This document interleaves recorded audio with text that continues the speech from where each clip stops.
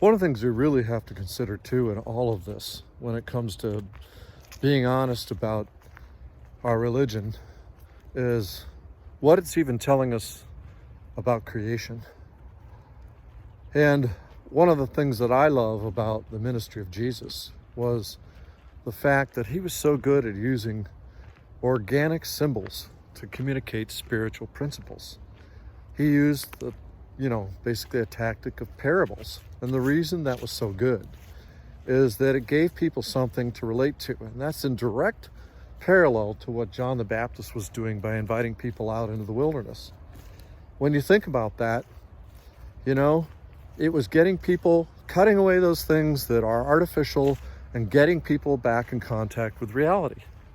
And the most real thing and the greatest expression of what we call God in this universe is creation itself. And there's a lot of people who recognize this, but there's a lot of people who choose to ignore it. And one of the challenges is that opening book of Genesis is frequently taken literally. In other words, it's 7 literal 24-hour days. It is, a literal worldwide flood. It's a literal ark filled with all the animal types in the world. And there's all kinds of rationalizations that are concocted to justify all of that in a form of religious defense called apologetics. But basically, creationism is a massive tactic at being dishonest about creation. Science has shown us that there's so much more going on than is depicted in the Bible. And, sort of using gross characterizations like kinds of animals and that sort of thing, and turning that into some harsh literal aspect is just falseness. It's not honest at all. And it puts people in a position where they are highly compromised in the world because they're forced to deny reality in order to sustain their faith. It's just lying. It's not honest to goodness.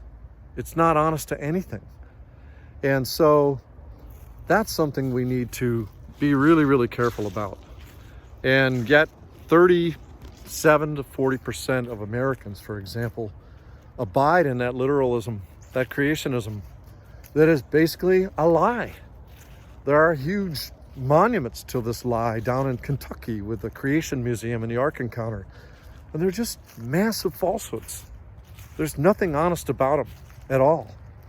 They steal bits of science to justify it. It is the greatest type of relativism you can find, and selectivity. And that's the whole root of this. Goes back to forms of religious authority where selectivity is used to create the laws. And we still do that. And religious authorities today still use selective judgment when applying the law. They'll go back to the Old Testament and they'll say, oh my God, the story of Sodom and Gomorrah points out that homosexuals are bad and they're sinful, and sodomy is bad. And that in itself is a story we'll talk about at some point in time. But that is used selectively. Meanwhile, manifold numbers of accusations against the evils of wealth are ignored and even reverse celebrated. And all of these things fit together. And it's the reason why we have things like creationism, and like these perverse scriptural laws and biblical conflicts in today's world, is people aren't being honest about it. They're being selectively judgmental about which scripture to apply and which to ignore. And that basically is why Christianity is such a conflicted tradition to this day. It's why it needs to be rescued from tradition. And we need to move toward a more honest-to-goodness approach to analyzing what we take from Scripture and how we take it. And that more metaphorical thing that Jesus used in his parables, where creation was the foundation for a lot of truth, needs to be respected more and brought to the fore.